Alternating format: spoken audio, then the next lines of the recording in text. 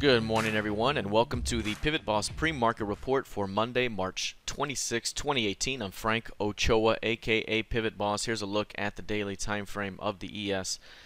We had quite a tumble on Friday here when we dropped down from the recent lows here. We're starting to bounce now. So we had a significant tumble here on the last couple of days of last week. It started with a failed new high on the FOMC day. And again, that's very, very important. This FOMC day was Wednesday, 27.31. Price was taken offered. The next day, price pulls back a hair and drops a couple of days, and that takes you way away from that FOMC level until you start to find a point of rejection. And now you will likely see this thing start to make its way back toward that level over the next week of trading. So this is a very good day right here with the way we've started to push higher already. You got to be able to maintain that strength. We have an uptrending market right now with VWAP trending higher, prices outside of R3. That type of behavior tends to indicate more bullish trending behavior.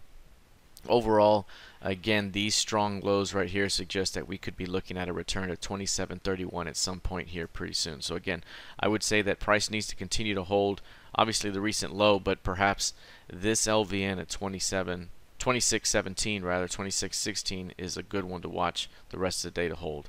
So that's a good quick look here at the ES. The NQ here also saw a big skid the previous week here. This was significant. Again, another failed new high and a down move off the FOMC level and a big two-day tumble.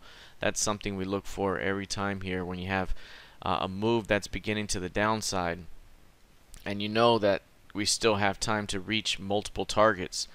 A failed new high in that down move is usually a great re-entry or an initial entry. It's a great spot to trigger for a continuation. So very nice move. And now we saw price push down below this pivot low.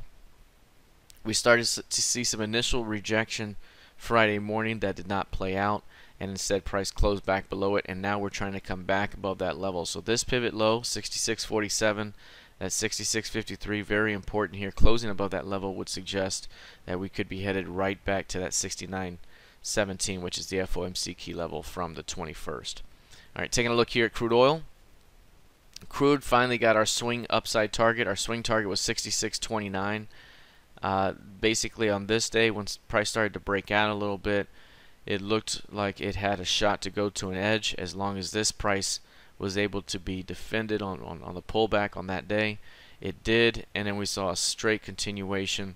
Prices were holding to 64.24 on this day right here, which is a day that it looked like it may want to drop back, but it held it and continued. So 66.29, the top end of the key range, just hit after we had price trade in the middle of that range for quite a while. That's a neutral key range. We break to the upside.